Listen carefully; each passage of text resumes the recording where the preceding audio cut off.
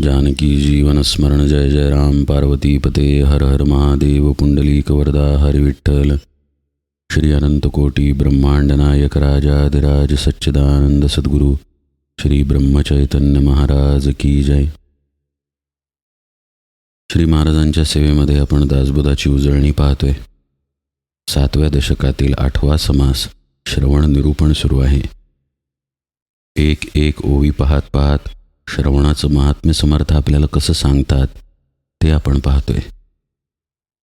कालचा विषय झाल्यानंतर समर्थ पुढे म्हणतात, श्रवणे होये कार्यसिद्धी, श्रवणे लागे समाधी, श्रवणे घडे सर्व सिद्धी समाधानासी. श्रवणामुळं कार्य सिद्ध होतं असं समर्थ म्हणतायत. त्यांना काय सांगायचं आहे? आपण जे हातात काम घेतो ते श्रवण केल्यामुळं पूर्ण होतं असं सांगायचं आहे का? मुळीच नाही. कार्याची सिद्धी ही आपला कर्तृत्वभाव जाण्यामध्येच आहे. कर्म ही गोष्ट फळाबरोबर येते. काठी उचलली की दुसरं टोक आपोआप उचललं जातं. नाणं उचललं की छापा आणि काटा दोन्ही हातात येतो. तसं कोणतंही कर्म हे कर्माच्या परिणामाबरोबर येत असतं.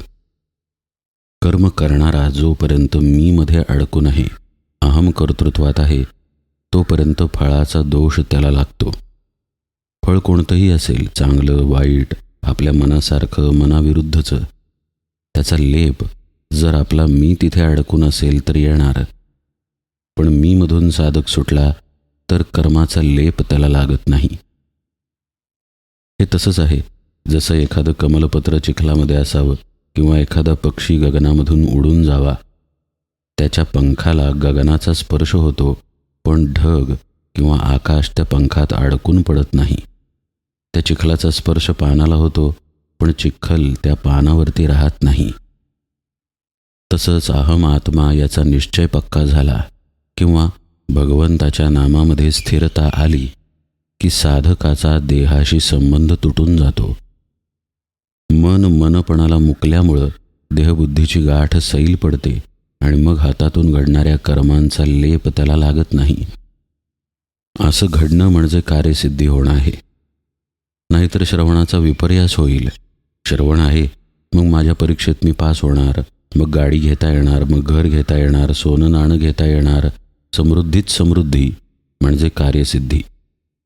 असा अर्थ श्रवणाने कार्यसिद्धी होते या गोष्टीचा मुळीच नाही. श्रवण ही गोष्ट आपल्या अंतःकरणावरती परिणाम करते. आणि हे अंतःकरण स्थूल वस्तू नाही की आपली गरज होती तेव्हा जवळ बाळगलं, आता गरज नाही तर काढून टाकलं. शर्ट घालत नाही का आपण, तसं अंतःकरणाला परिधान करता येत नाही. अंतःकरण जीवाला चिकटून आहे.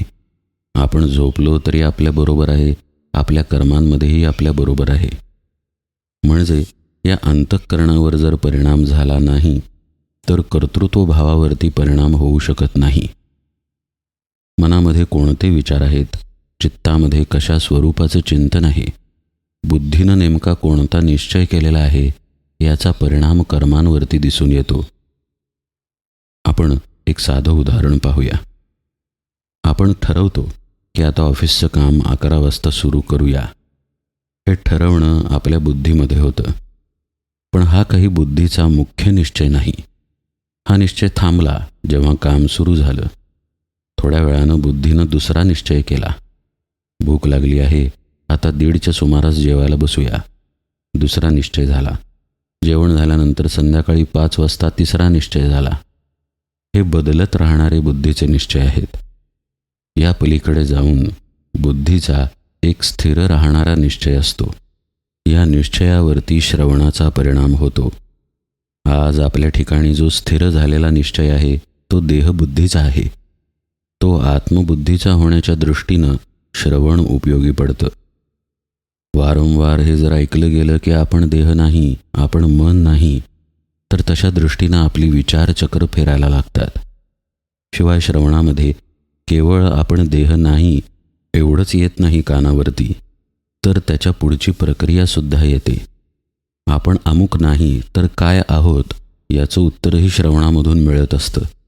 आपण सच्चिदानंद स्वरूप परब्रह्म आहोत. आपण आत्मवस्तू आहोत. मग हा आत्मा कसा आहे, परब्रह्म कसा आहे, आपलं स्वरूप नेमकं कसं आहे, हे सगळं आपल्या कानावरती पडत असतं. आपलं मन, आपली बुद्धी या सगळ्या गोष्टींचा हिशेब आतल्या आत लावत असते.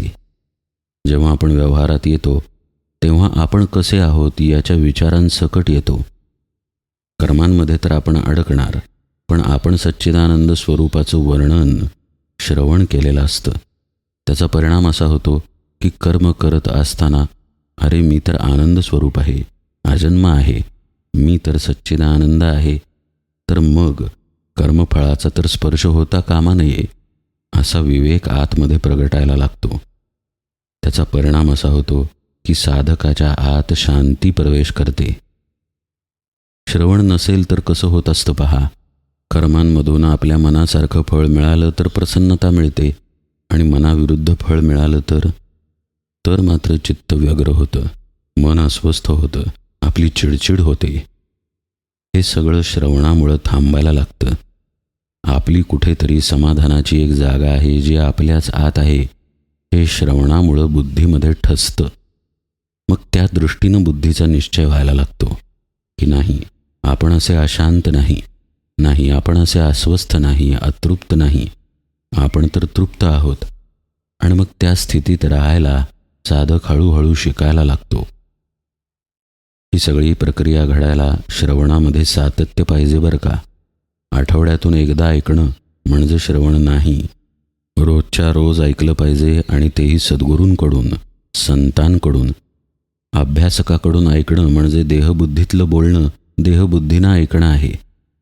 एकीकडचं ऐकणं देहबुद्धीचं असणारच आहे, सांगितलेलं मात्र देहबुद्धीच्या पलीकडनं घडलं पाहिजे. म्हणून संत मुखातून आलेलं श्रवण करावं. असं जर घडलं तर त्याचा परिणाम मग अंतःकरणावरती होतो. चित्ताचे व्यापार, मनाचे व्यापार, बुद्धीचे व्यापार हळूहळू बदलायला लागतात. बाहेरील कोणतीही कर्मे बदलत नाहीत, पण ज्या सामग्रीनं, ज्या साधनांनी आपण त्या कर्मांमध्ये गुंतणार, त्या साधनांवर श्रवणाचा परिणाम होतो, आणि मग त्याचा परिणाम कर्मफळातील आसक्तीवर होतो. साधक आतमध्ये शांत व्हायला लागला की कर्मफळापासून आपोआपच तो निसटतो, बाजूला होतो, आणि मग खरी कार्यसिद्धी घडते. हे सांगितल्यानंतर समर्थ समाधीचा विषय सांगतात. श्रवणे लागे समाधी. श्रवणामुळं समाधी लागते असा शब्दशः याचा अर्थ. खरं पाहता यामध्ये थोडी तथ्यता आहे. तुकाराम महाराजांसारखे सांगणारे कुणी असतील, ज्ञानेश्वर महाराजांसारखे सांगणारे कुणी असतील, किंवा श्री महाराजांसारखे सांगणारे कुणी असतील, तर ते ऐकता ऐकता सुद्धा एखाद्याला समाधी लागू शकते. हा संतांचा महिमा आहे, त्यांचं ते सामर्थ्य आहे, त्यांच्या शब्दातील ही ताकद आहे. पण आपण याचा खोलातील अर्थ पाहूया. समाधी अवस्था एकदम येत नाही. सगळ्यात शेवटचा टप्पा समाधी आहे. त्याआधी यम, नियम, आसन, प्राणायाम, प्रत्याहार, धारणा, ध्यान या सगळ्या पायऱ्या आहेत. यातल्या यम, नियम, आसन आणि प्राणायाम या बाहेरील पायऱ्या आहेत, म्हणजे बाह्यांग आहेत ही योगाची. तर धारणा, ध्यान आणि समाधी ही योगाची अंतरंग आहेत.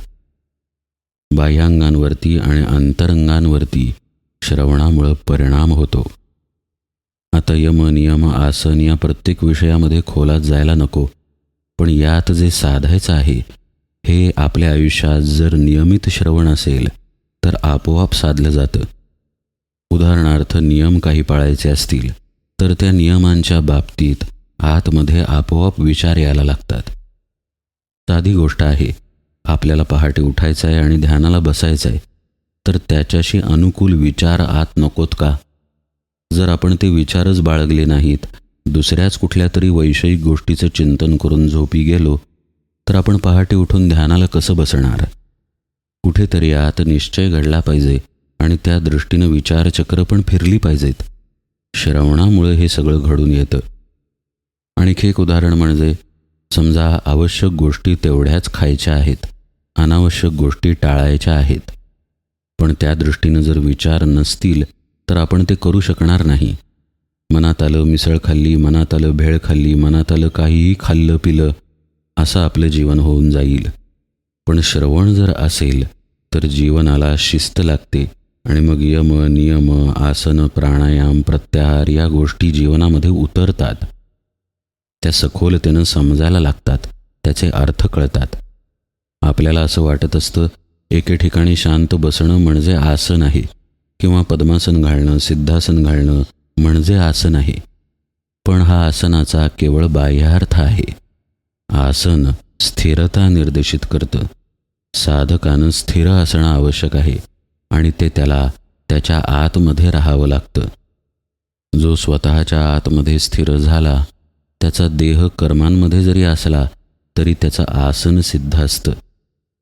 मग असं आसन सिद्ध करण्यासाठी नेहमीचा नियमिततेचा अभ्यास नको का?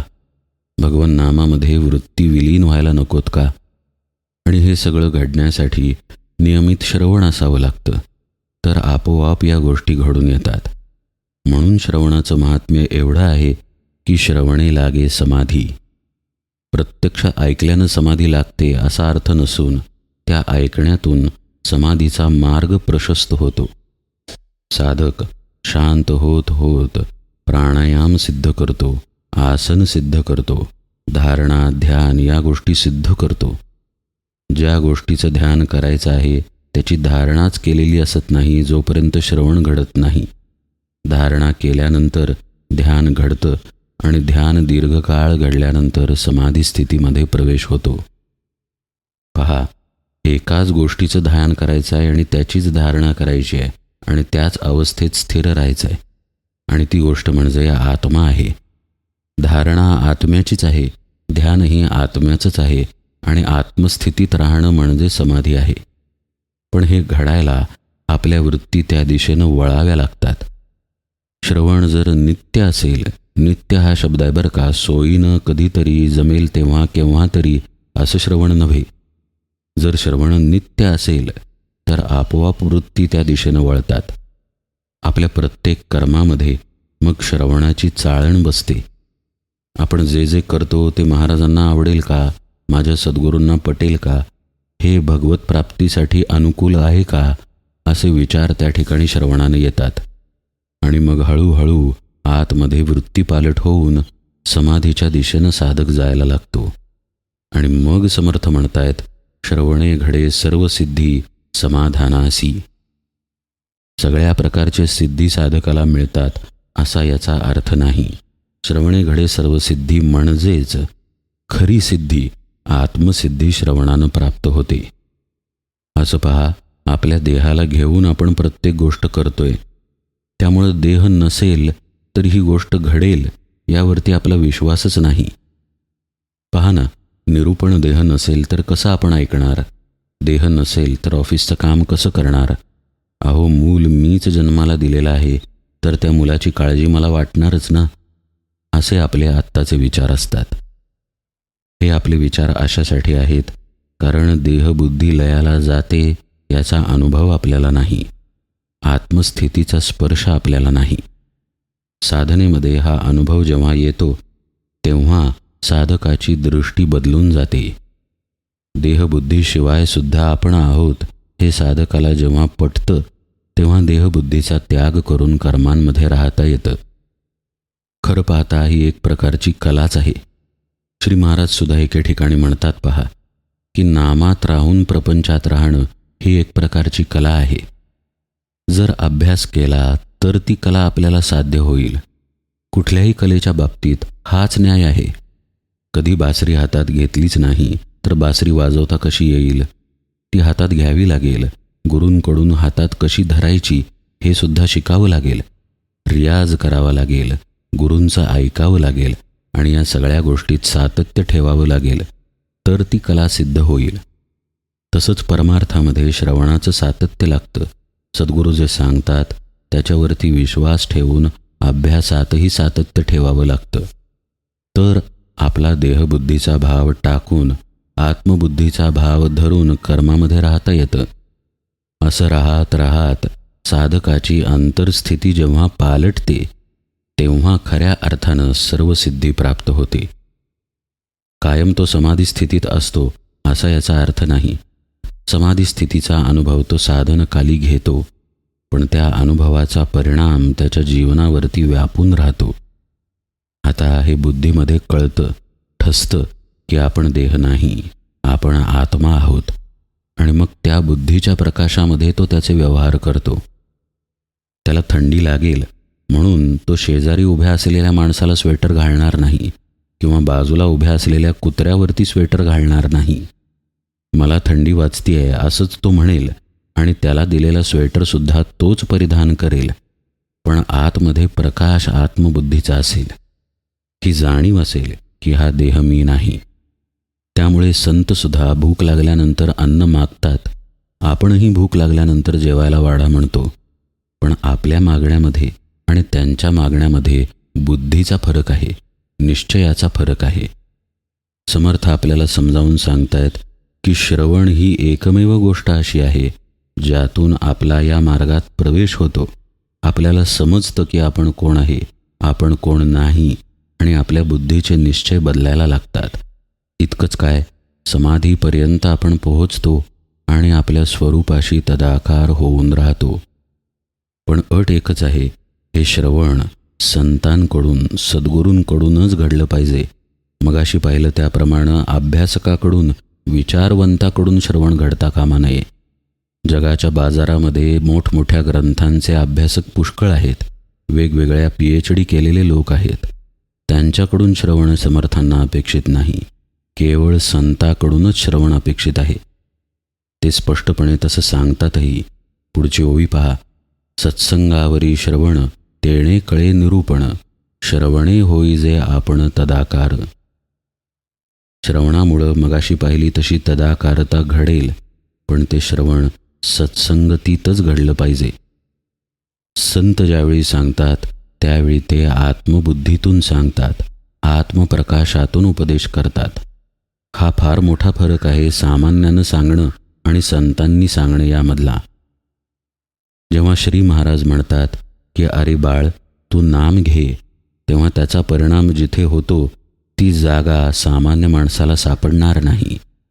जेव्हा श्री महाराज सांगतात की मी सांगतो म्हणून ऐका, तेव्हा त्याचा जो परिणाम होतो तो अभ्यासकाच्या सांगण्यानं घडू शकत नाही. अभ्यासकाला अभ्यासक भेटला तर केवळ अभ्यास करत बसतील, प्रत्यक्ष पदार्थ खाणं होणार नाही. संतांपाशी जेव्हा सामान्य मनुष्य जातो तेव्हा त्याच्यातही अलौकिक बदल घडतो. श्री महाराजांच्याकडं धनाच्या लोभानं एक मनुष्य आलेला होता. त्याला साईबाबांनी श्री महाराजांकडं पाठवलं होतं. तो श्री महाराजांपाशी राहिला. आज धन मिळेल, उद्या धन मिळेल या आशेतच राहिला होता. सामान्यच मनुष्य ना. पण श्री महाराजांच्या सान्निध्याचा परिणाम असा की त्याची धन प्राप्त करण्याची इच्छाच निघून गेली आणि तो भगवन नामामध्ये रंगून गेला. इतकं संत संगतीचं महात्म्य आहे. संत संगतीच्या अनेक गोष्टी आहेत. मग कल्पना करा, त्या संत संगतीमध्ये जर श्रवणही घडलं तर त्याचा किती अलौकिक परिणाम असेल. याच गोष्टीचा समर्थ आग्रह धरतात. सत्संगावरी श्रवण तेणे कळे निरूपण. जे सांगायचं आहे ते ग्रंथामध्ये सांगितलेलं आहे समर्थांनी, पण संत जेव्हा त्या गोष्टीचं निरूपण करतो तेव्हा त्यातील अर्थ अंतःकरणापर्यंत पोहोचतो. आतूनच पावती मिळते, अरे चा हे असं आहे होय. हे जेव्हा घडतं त्यावेळी तो अर्थ आत पोहोचलेला असतो. संतांकडून श्रवण घडल्यानंतर सामान्य दिसणाराच अभंग पण आतमध्ये असा काही मूर्तो की आपल्या अंगाचा भाग होऊन जातो, आपलं एक अंग होऊन जातो. म्हणून संत संगतीमध्ये जावं, त्यांना शरण जावं आणि अनन्यतेनं त्यांच्याकडून श्रवण करावं. लक्ष देऊन ऐका. त्या श्रवणामध्ये अनन्यता पाहिजे. यांचंही ऐकू, मग त्यांचंही ऐकू, मग अमक्यांचंही ऐकू, मग तमक्यांचंही ऐकू. पाहू तरी ते काय काय सांगतात. शेवटी कानावरती चांगलं पडणं महत्त्वाचं आहे ना. असा विचार परमार्थामध्ये चालत नाही. श्रवण अनन्यतेनंच घडावं लागतं, तरच तिथे शरणागतता येते, तरच तिथे आपल्या मनाचं, आपल्या बुद्धीचं विसर्जन होऊ शकतं. जर वेगवेगळे पदार्थ जिभेला दिले तर वेगवेगळी चटक जिभेला लागणार. हे जसं जिभेच्या बाबतीत आहे तसंच आपल्या बुद्धीच्या बाबतीत आहे. वेगवेगळे पदार्थ बुद्धीला दिले तर बुद्धी त्यामध्येच वाहवत राहते. त्या बुद्धीचं विसर्जन होऊ शकत नाही आणि ती बुद्धी देहाला चिकटलेली आहे, त्यामुळे देहबुद्धीच वाढत राहते. पण जेव्हा अनन्यतेनं श्रवण घडतं त्यावेळी आपण कुणी नाही, आपण म्हणजे आत्मा आहोत. श्री महाराज सर्वस्व आहेत किंवा सद्गुरूंचा मी आहे, मी भगवंताचा आहे, हा भाव दृढ व्हायला लागतो आणि मग जो काही बदल घडायचा त्या निरूपणातून तो घडतो. म्हणून समर्थ म्हणतात, सत्संगावरी श्रवण तेणे कळे निरूपण, श्रवणे होई जे आपण तदाकार. पूर्वी निरूपणात पाहिलेली तदाकारता म्हणजे स्वरूप स्थितीमध्ये राहणं, आत्मस्थितीमध्ये स्थिर होणं, ही तदाकारता अशा संत संगतीमध्ये घडलेल्या अनन्य श्रवणामुळं होते. असं जर अनन्य श्रवण असेल तर त्याचे परिणामही समर्थांनी पुढे दिलेले आहेत. श्रवणे प्रबोध वाढे, श्रवणे प्रज्ञा चढे, श्रवणे विषयांचे ओढे तुटोन जाती. पण हे सगळं लक्षात घेताना एक गोष्ट पक्की समजली पाहिजे की सत्संगावरी श्रवण हे समर्थांना अपेक्षित आहे. संत सद्गुरूंकडून अनन्यतेनं घडणारं श्रवण, तर हे पुढचे परिणाम आपल्याला दिसून येतील. या सर्व ओव्यांमध्ये आता समर्थांना काय सांगायचं आहे तो भाग उजळणीमध्ये आपण यथावकाश पाहूया. आज निरूपण सेवेला इथेच विराम देतो. जानकी जीवन स्मरण. जय जय राम.